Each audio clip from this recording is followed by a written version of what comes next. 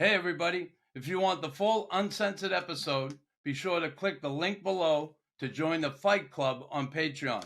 And don't forget to like, follow, and subscribe. You weren't going to hit on her, were you? Yeah, of course I was.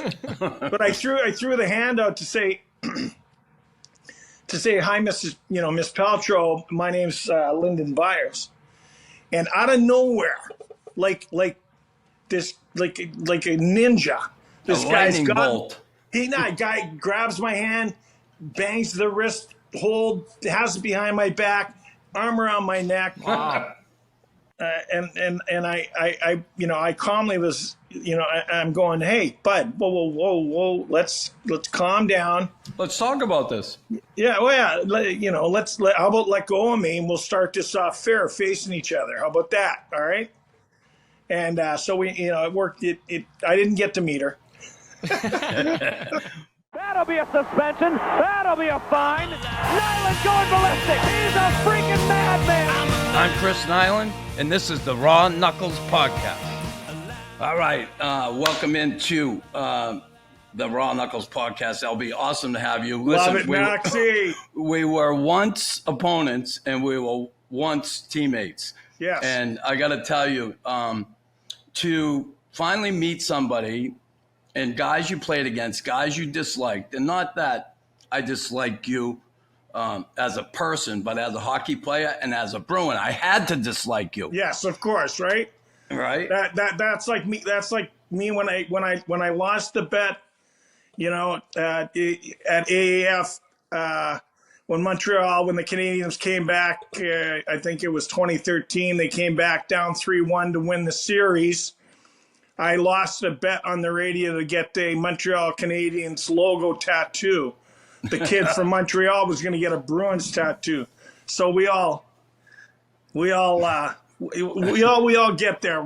So where's the tattoo? Where is it? Listen, the fight's on the ice. The fight's on the ice. A lot of brews went down between teams off the ice after the game. So it all starts for you back in Saskatchewan. Now, Nipawin. I'm telling you, we've had, right, Tim, we've had Chaser, so many guys on here from Saskatchewan. And what is it about Saskatchewan where it seems like everybody who plays hockey comes out of there is a willing combatant? Well, I can't. We all come from small farming communities, small farming towns. Not everybody, but a lot of kids, like the guys you mentioned. I think Joey Kosher's from Kelvington.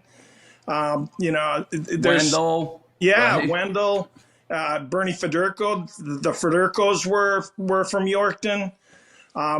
There's a ton of hockey rivalry that goes on up there, and people don't get, summer is maybe 40 days long. That's it. So, you add the fact that the average snowfall is 9 feet. The average temperature is probably about minus 20 every day. And a town with 3,000 people, hard to believe, but there were 2 outdoor rinks and then the main artificial ice indoor rink that held 700 people or so. And that's all you did. There was no paved roads. I think Nipawin when I lived there back in the day, there was only 3 paved roads maybe. Everything else was dirt roads. So the car tires would pack the snow and turn the roads in, so you could get dressed at home, put your skates on, skate to the outdoor rink, 5-6 blocks away, play hockey all day, all night. Yeah, it was unbelievable. You would skate to the rink there, everyone's just skating. That's amazing. Well, the little building they had at the rink, the outdoor rink, it was freezing cold in there. So you get dressed, in the warmth of your house, and then walk out the back door, and away you went. So growing up there in minor hockey, how many guys did you play with in minor hockey that eventually got to the NHL like yourself? Any guys like when you're Pee-wee, Bantam, stuff like that? Yeah, gosh, there a lot of the guys I played against the Saskatoon Blades when I played junior. Notre Dame was a big story for me. Notre Dame Hounds hockey.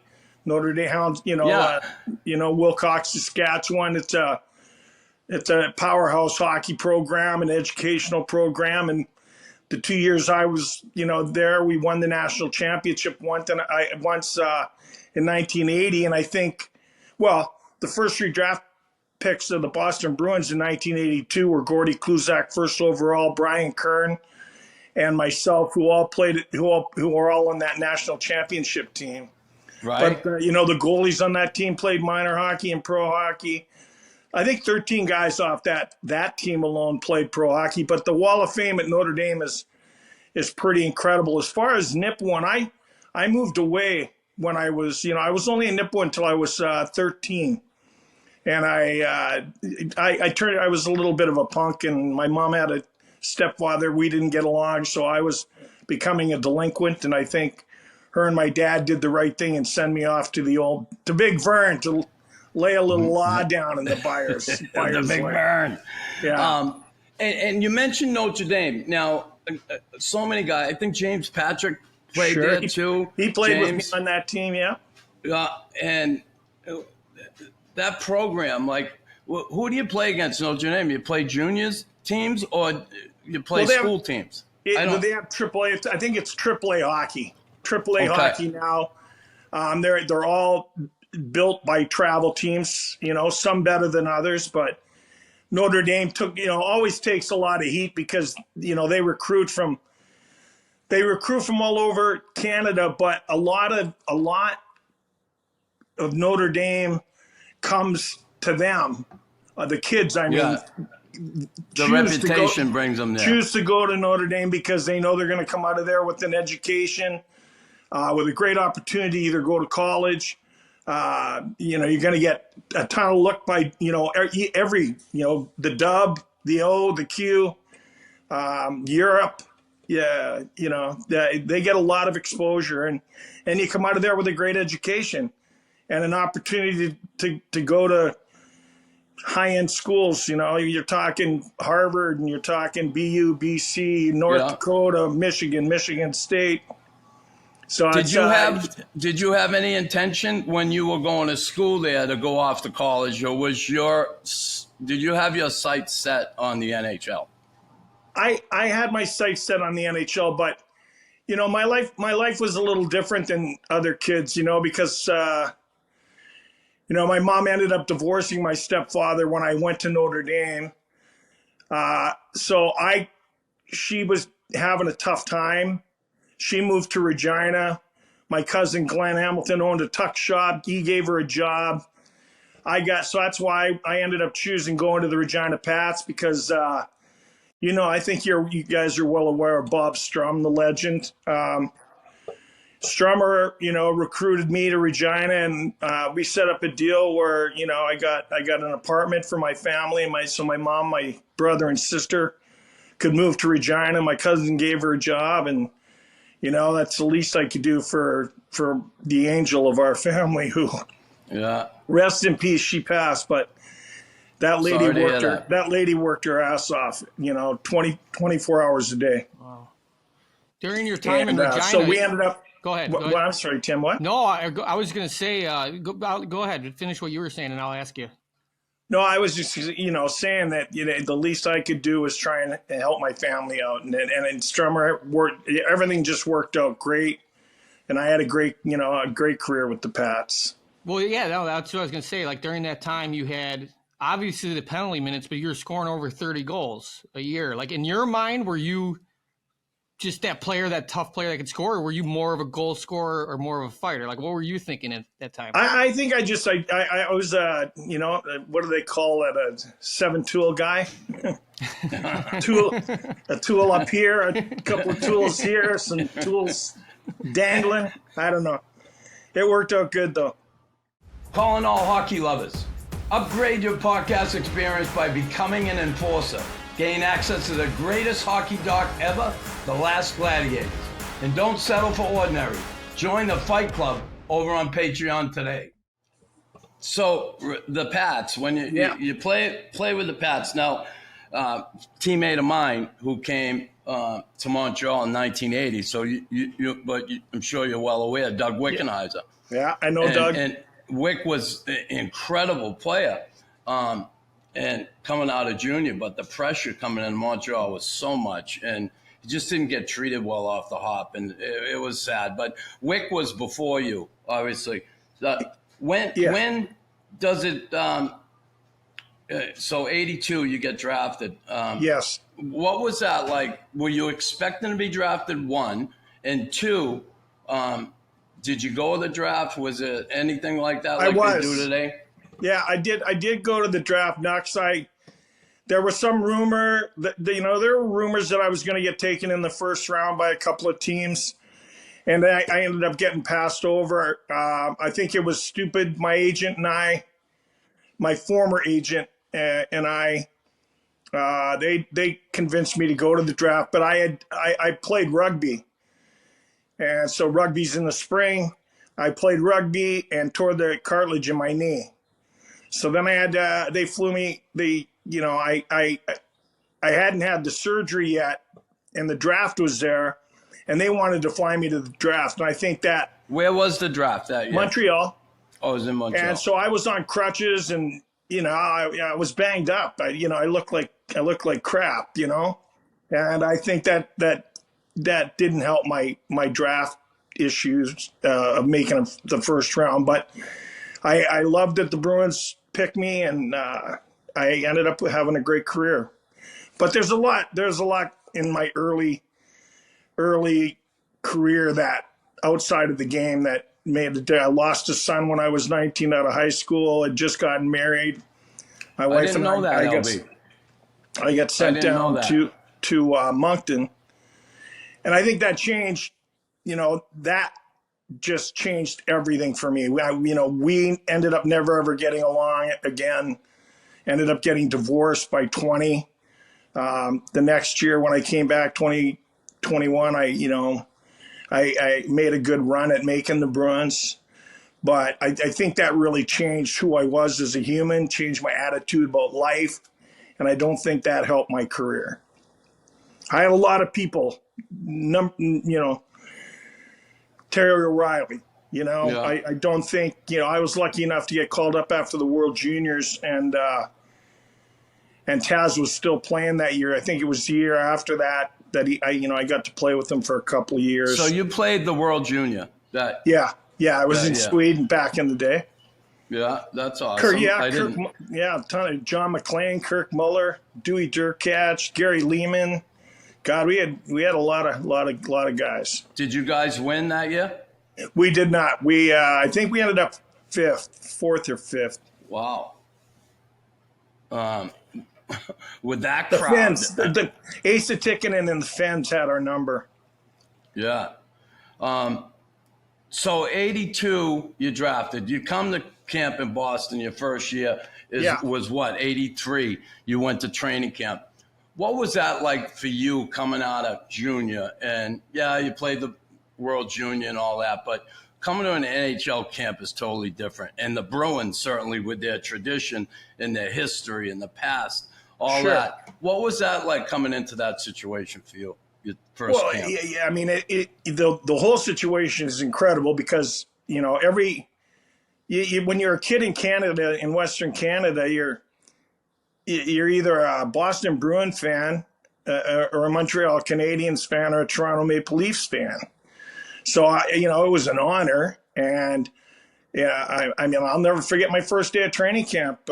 My first shift on the ice, first day of training camp after we picked out equipment the day before, had, the first kind of team dinner that guys, Taz and some of the older guys took us out to Piccadilly Pub, was it? I don't know. Yeah, but back in the day, this is 1982. I know. You've been there, Nux. When I was born, 1982. So that my first time on the ice the next day, my first shift was against Stan Jonathan. Oh. And my head was spinning, first of all. I'm like, how's this going to go down? I knew he was a lefty. Everybody knows. Did you want to fight him and won? I knew at that point, Stan didn't probably want to fight anybody, but did you want to fight him? My head was spinning, and it was a weird shift for me. I hit him a couple of times. He slashed me. That was about it, and I escaped. Unscathed. Yeah, unscathed. Exactly, Nux. Exactly. But he treated me with a ton of respect. That was his last training camp. And then they sent me back to junior that year. And 83, they sent me back. I had a really good training camp. I think I was playing with Krushelinski and Louis. He's a Frenchman. He blew his groin out. His career ended because he I think tore. Anyway, we'll think of it. Was your rugby career over by this point? No. I don't get my nose dirty anymore. But it's nice to be able to come to Boston where rugby is king. Excuse me. Yeah. So they got Canton. Canton Fieldhouse. I think it's there's in town of Canton has like four rugby fields. They have a world tournament every year. Yeah. Dublin comes over. A couple teams from Ireland come over. You get the big boys out of Vegas. They bring their fuck rugby. Fuck rugby. Okay, we're talking fucking hockey here. Fuck rugby. You need leather balls to play rugby. But I see that first year, LB. You get sent back to junior, but you played 10 games. You had 6 points in 32 minutes in 10 games. So those are great numbers. Like thinking, when were those games? You get called up at the end of the season, or what was it? No, they were. It was in right after the World Juniors. It was in January, February. I think it's like the end of January, beginning of February. So, explain to me. Well, I guess after 10 games, if you play more than 10, you can't be sent back to junior. But you come in and hello. 2 goals and 4 assists in 10 games. Those are great numbers. That'll make you Knox, millions today. 32 don't forget the 35 PIMs. I did. I said that. Right? But why would they send you back? I'm not sure. There was a little. I think the long hair. I had the mullet going. I think the cockiness a little bit. Maybe I was LB. I've always been LB, you know me, Knox, and sometimes I don't know when to shut my mouth. Got me a great radio career, but being a yap off. But got me in a lot of fights in the NHL, being a yap off. But I was disappointed that year for sure to get sent down after playing that well. I thought I was going to stick, but that was also again they had an incredible year that year. Pete Peters was on fire. I think that was the year that they went to the division final against Buffalo, and Parkey scored the OT winner to move on. And there were a lot of great players on that team.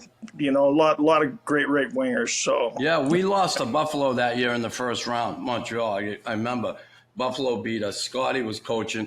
They beat us in the first round. They went on and played you guys, which. God, I loved our series together. But so when do you realize, okay, I'm here now? Okay, you got sent back that year. You come back the following year. You played 33 games.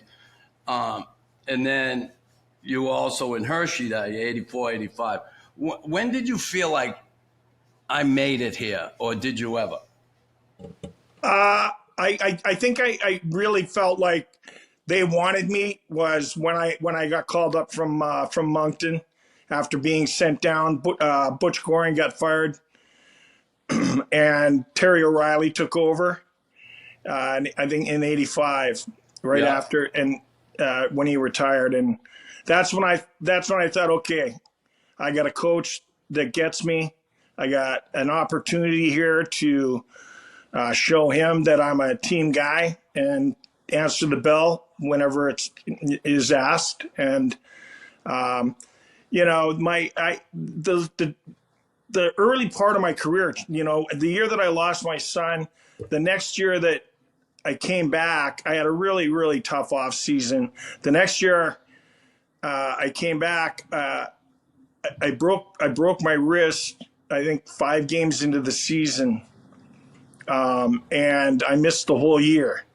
Oh. So that whole year changed my career. Getting hurt, missing the whole season, coming back the next year, that was when they set me down. And I was in Moncton. I remember calling my old man and I said, I'm going to fight the 3 toughest guys on the next 3. For the next 10 games, I'm going to fight the 3 toughest guys in every team if I don't get called up. Did you fight me? No. Just 3 times. Did you guys fight? Yeah, we did. Yeah. Once in Boston, I think, you know. Yeah, yeah. Nux is he's a legend. He's awesome, man, you know. But so I called my old man. I remember telling Big Vern, I said, look, the coach down here doesn't like me too much.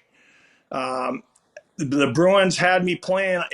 This was my line mate for the first, I think 5-6 games in Moncton. I had Huller on my wing, and Gary Roberts is my center. Wow. Now who could fudge that up? Brett Howell and Roberts. Yeah. Our careers took different paths. Yeah, for sure. Little bit. 2 Hall of Famers and one radio. Yeah. Listen, you played hard, and you certainly you paid the price out there on the ice. There's no question about it.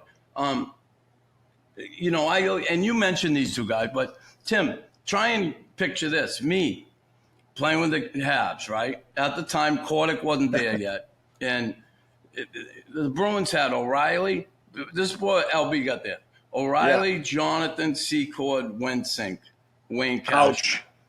Like guys that can drop them and go. And then they get LB, Gord Kluzak, Curran, who we mentioned, and Jay. And Jay it's Miller? like Jay Miller. Miller. My best roomie ever. Best roomie ever. And then you guys had who? You guys had who, Nux? Just you, huh? At the time, sack. At the time, I was doing the brunt of it, and John came and certainly helped out. There's no question. But you know, going into Boston those games, man, they had the small rink, Tim. And when I say small rink, fucking Chicago Stadium was like Olympic size rink compared to the fucking Garden, right? LB? Well, the people don't understand there were no corners. You know, it was if you think of an egg, if you elongate an egg so it's the same at both ends, everything just gets funneled into one spot right behind the net. That's where everything. There was so much physical contact in the Garden, you know, offensively, and it's crazy. You know, there was no need to, you know, there was no neutral ice in the old Garden. Neutral ice is probably it's about 10 feet. Yeah, from blue line to blue line. It's like you get the puck, you better have your friggin' head up there. Yeah. Seriously, contact central. And then it was crazy. The Garden. I can't imagine, you know, for you, Knox, because the Garden, the way that the upper deck and the gallery gods and the way that it was sitting right over your head. It's like you could. The heavens. After a fight, you reach up and high five a fan. They seemed like they were that close, man. It was crazy. Did you guys have an unbelievable building? Would you they probably had the best home record of many of those years, huh? Because it sucked to probably come in there. I mean, I don't even want to play, and you guys are talking about something like 20, 30 years ago. I'm out. Not a lot of teams wanted to come play in Boston. That was, and we knew that. We used it to our advantage. You know, you weren't looking to me. Yes, we had our Craig Jannies and our Adam Oates, and you know, Neely never dangled. He just ran you over and scored top shelf or whatever. But you know, it was dump it in and go get it, make somebody pay. So, LB, those Montreal games and Boston games are incredible in the playoffs. And I got to say this, and I've said it before, I'll say it again. There's one guy that I grew up, I loved him, O'Reilly. I love Terry O'Reilly. Yes. But when we would beat Tim, the Bruins in the playoffs, like they always got so close, and then we'd end up beating them, and we get in that line and shake hands. And the one guy that I always felt bad for, because I was a huge fan of his growing up, Terry O'Reilly. Like I felt so bad. This guy took it so much to heart, like the pain, right? LB on that guy. It knocks. Taz, I played with Taz. I'll just now, when you're a kid, when you're like 20 years old and you're trying to find your way, we're in Minnesota, played Minnesota. It was like the right at the beginning of the second period. Taz gets in a beef with they're the big tough Willie dude. Plett?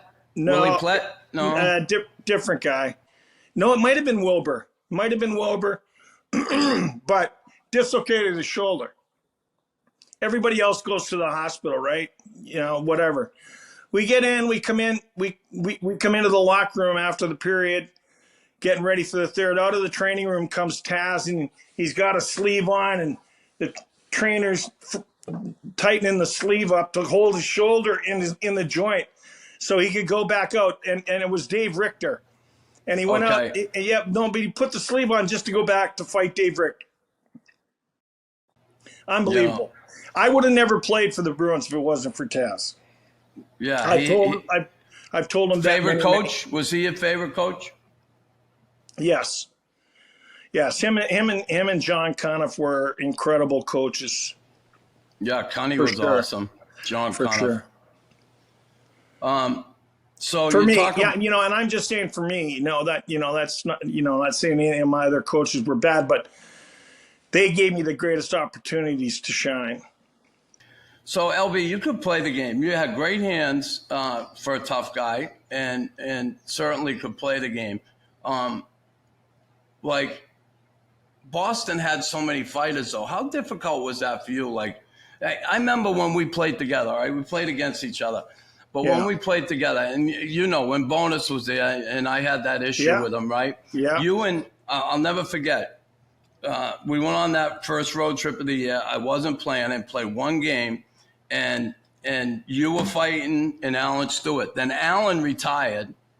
Yeah. Right? We got back from the road trip. He got in his car and screwed. And then the next day in practice, you broke your ankle. Yes. And that's when the coach came to me and asked me, you ready to go? And I told him where he could go, right? Yeah. But well, there's a couple of guys that, I like Rick Bonus. Rick Bonus is a great guy. He is he's one had of the nicest guys in the game. But he didn't do me any favors either. Yeah, huh? He didn't give me an opportunity even to really fight. I used to sit. I'd get like 2 shifts a game.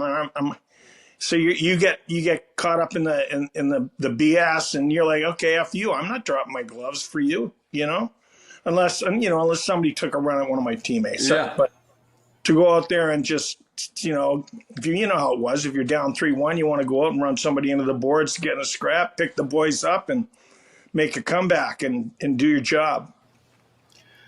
What would you prefer? Would you prefer doing that over scoring a goal?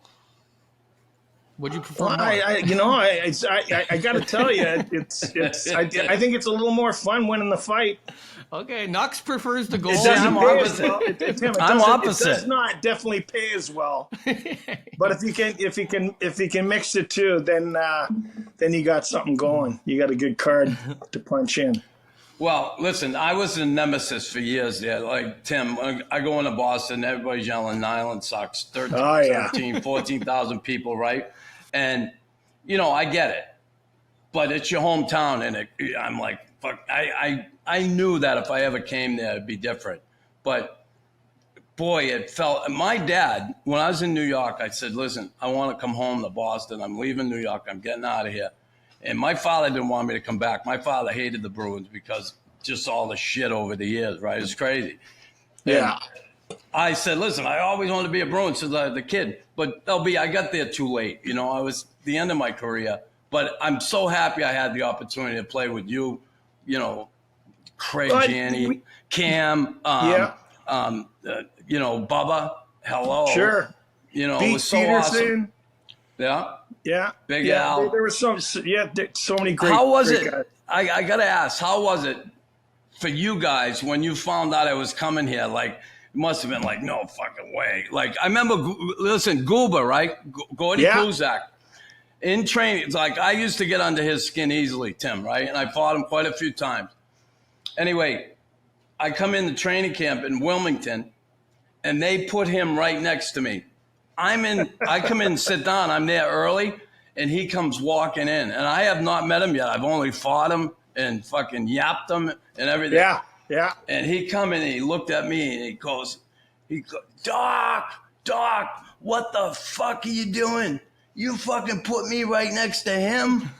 Yeah, but that's Doc Flager. Doc did it, right? In Doc's head, he's like, I got to get these guys. I got to make them buddy guys. That makes we got a tandem going right now. You add that to me and Jay and. I told him. I never forget. I told him. I said, "Listen, calm down, or I'm gonna fucking have to give it to you in front of everybody in the locker room." But it was funny. Hey, listen. Doc Flager, great. We all have our. I know you got your guy in Montreal that's close. Yeah, to Doc your was awesome. I loved him. Doc was incredible. Keto Robinson, who still runs, the Bruins training staff. Yeah, just another incredible kid. Did so much for us. You never wanted for anything. I mean, just, and no one understands what that means to a winning culture. Yeah. To walk into a rink and you're the fourth line right wing, but your equipment, your skates, your sticks, everything gets taken care of like you were Ray Bork.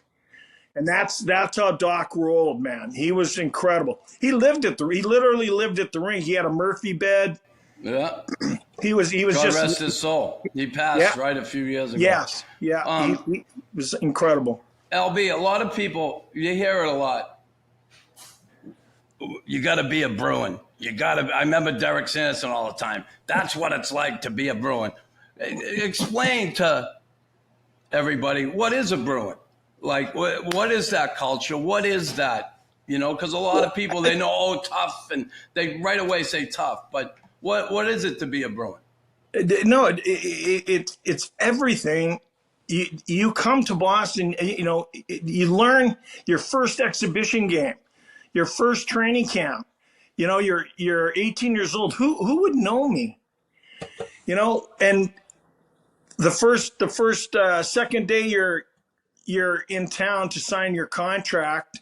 I remember Gordy Kluzak and myself. That's when I came for the knee surgery. When I signed your contract, that happened real quick because Harry fucking was like, take it or leave it. See you fucking later, right? 100%.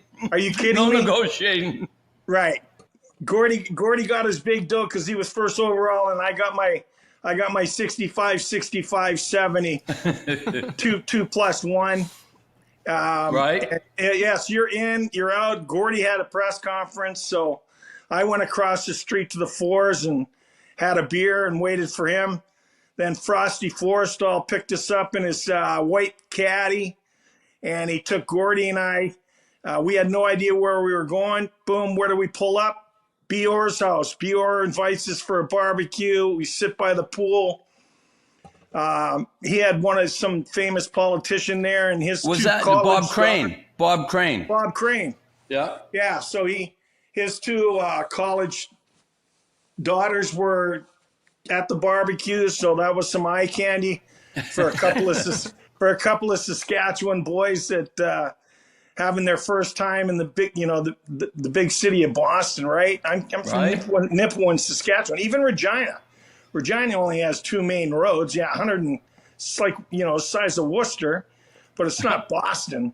And it's definitely not Bobby Orr's backyard, for a barbecue. It was an incredible experience early on that taught you, I'm already a Boston Bruin. I'm at Bobby Orr's house. Bobby Orr, Bobby Orr is everything Boston Bruin, right? Everything every kid wants to be. He's God there, Bobby Orr, right? He is. Oh, yeah. and you're just right there. That was that's the moment. It's the stamp. Boom, you're a Boston Bruin. So the Bruins. And the people, Knox, the Boston fans. I was going to say before I thought of Bobby, what Boston fan would I ever believe, at my first training camp would know my name, or know who I am, or know who I played for. We're at Danvers Rink for training camp, and I got people outside asking me to sign Regina Pack cards. People are, you're just, there's 100 people standing around with cards and wanting autographs, and they know your name and they know your stats, and they're saying, hey, great job making the World Junior team. And you're just, they're hockey fans, man, Yeah, Bruins in a town too, where you have all the other sports, right? You got the football, you got baseball, and you got the basketball, and it's incredible, the fan base there, the Bruins fan base. And in saying that, I want to get back to that question. What is it to be a Bruin? I think you just want you want to play like the guys that play the way the guys that played before you. Do your job the way the guys did it before you.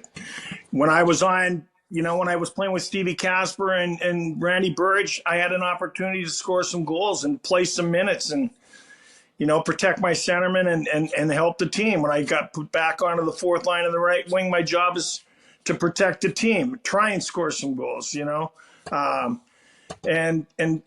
a Bruin, it is a mindset of never ever losing.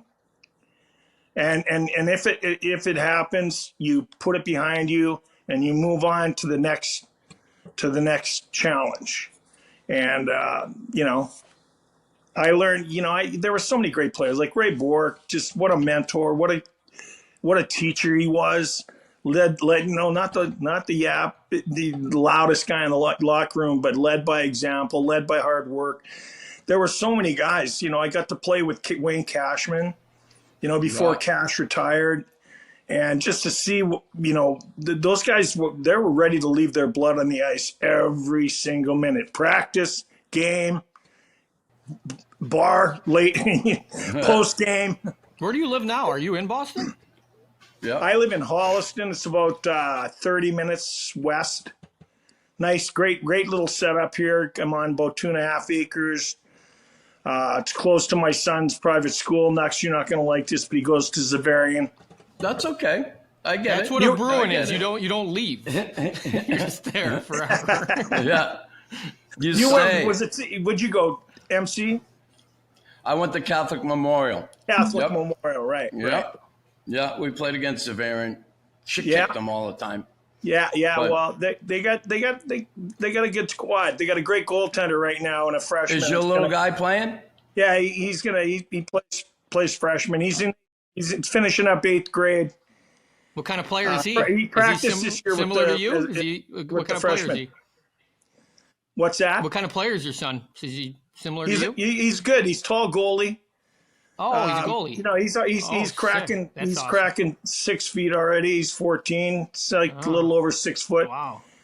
But he's got good skills, so I'm excited for him. He loves the game. That's all I care about. Super smart kid too. Won a National French Award. What's his name? Lyndon. His first name. I would never do that. Yeah, I did. Accident. I would never. I would never put that on his shoulders. Lyndon, tough name to grow up with. Long blonde-haired rat in Nipawin, Saskatchewan, surrounded by the mullet. Four Indian reserves. I was not liked a lot around there. So LB, let's look. And I think back when I came to the Bruins, there, that sentiment again. Here I come, Kip, Montreal, the nemesis, all that, and I got to know everybody, and it was awesome. It was great meeting Ray. Well, it's not like we didn't know Cam. You, Nux. No, I know, yeah. Yeah. I knew exactly what your fists looked like. Yeah. It was awesome to be able to put on the Spoke B, but I'll never forget. Remember we went to, because back in our era, Tim, there was one warm weather team at the time, L.A., and everybody looked on your calendar at the beginning of the year. When are we going to L.A.? Because, that was the trip everybody wanted. Yeah. Well, then San Jose came in, the Sharks. Sure. And we had an opportunity to go out there. And I remember we went out on the trip, LB. Remember? We had a team bonding at that jazz club. And, oh, yeah. And then we ended up, we rented the limo and we drove all the way down the coast. We went a little wine country tour. Well, you got to do it. Yeah. Right? We had 2 days. So we used one day to. I think that, what is it? It's called the Wharf or whatever. All the piers or something pier or whatever. Yeah. And then we went to that jazz club. Yeah, we jazzed her up. That was good. Did some dancing with some ladies. Then we lived it up and we hightailed it to wine country and enjoyed. Yeah, we had a blast. So that was San Jose. That was San Jose. Yeah. So were you hoping, I hope I play here eventually? Was it that good? You ended up playing there, didn't you? No, I wanted to be a Bruin for the rest of my life, but that Mike Milbury made sure that didn't happen. Yeah.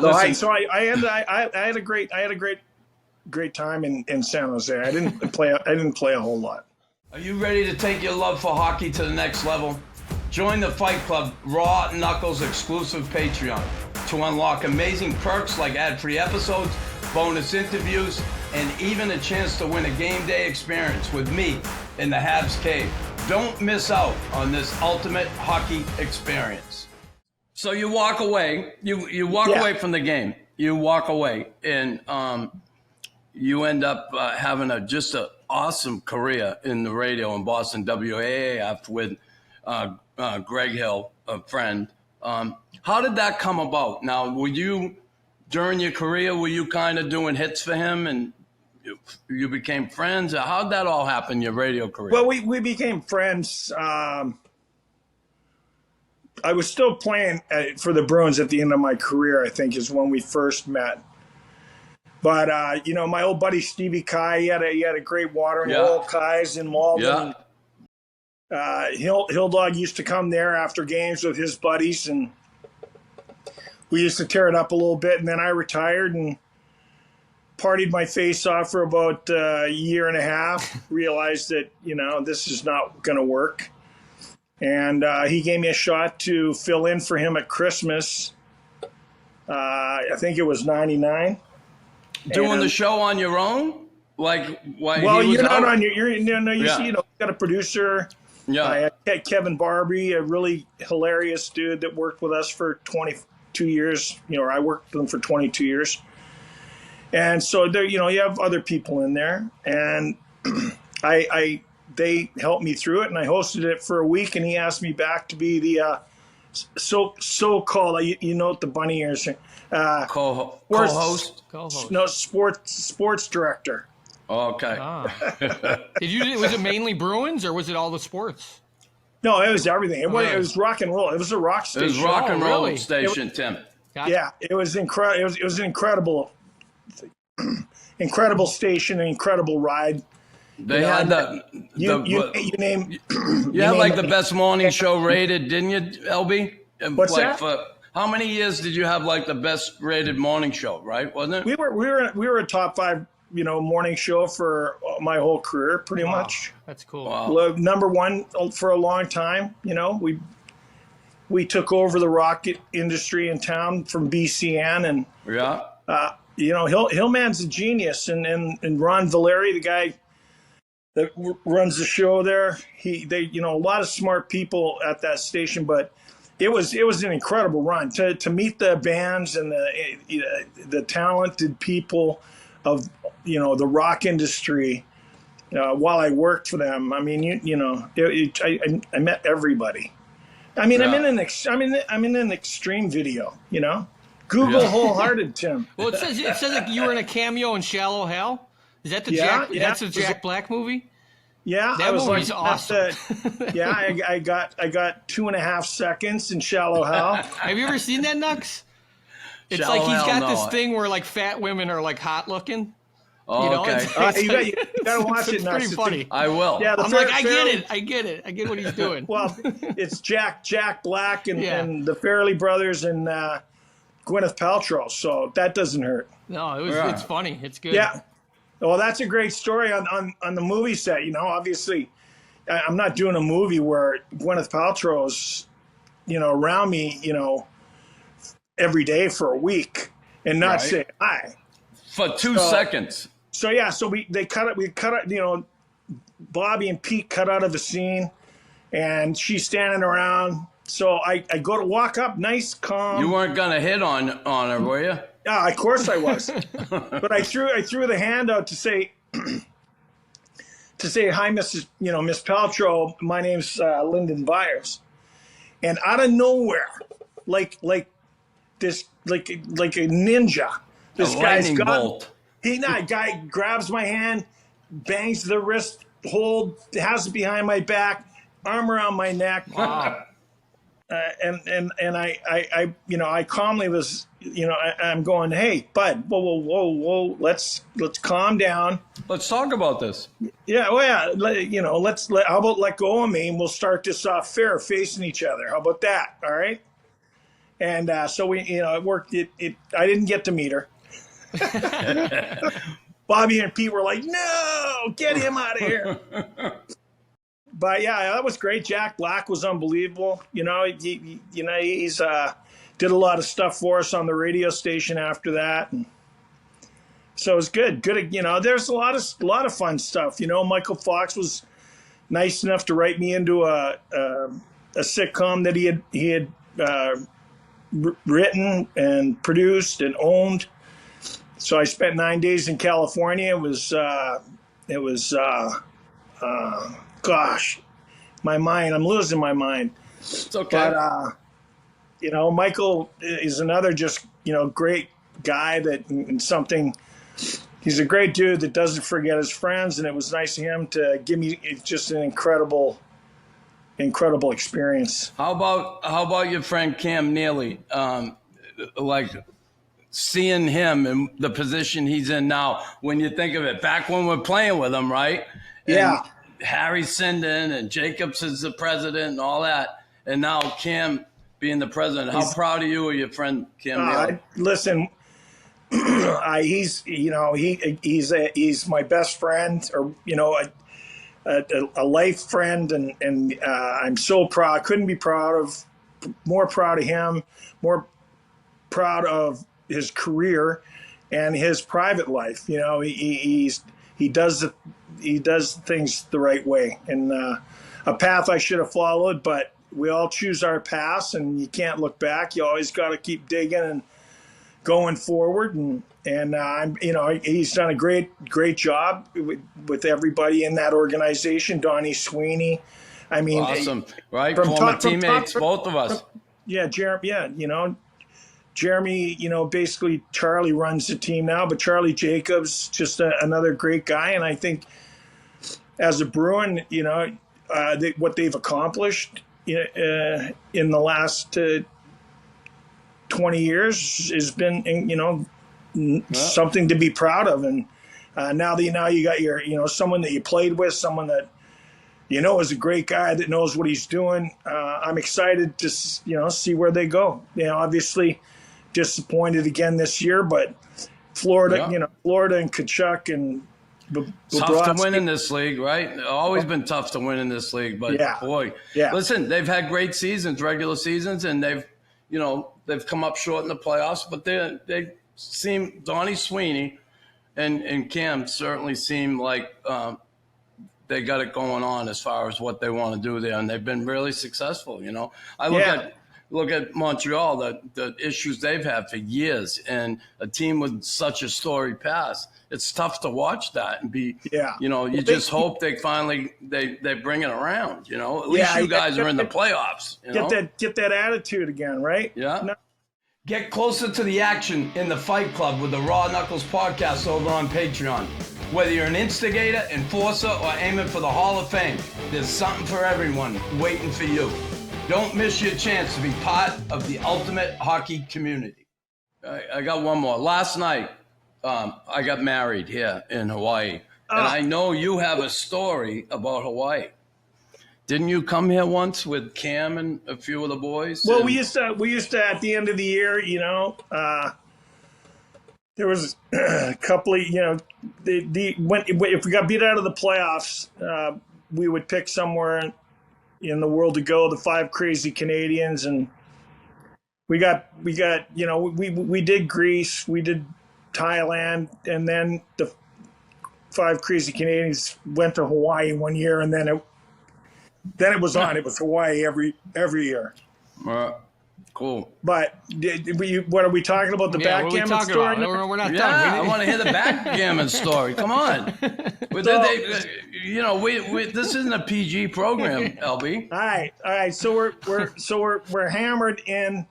We're in Maui, and one of our favorite things to do is at the end of the day. Maui. We didn't get on the. But we drank enough beer, did enough tequila. But so we're at this bar, and it comes around 1 o'clock, and the bartender comes over and says, hey, we're shutting her down.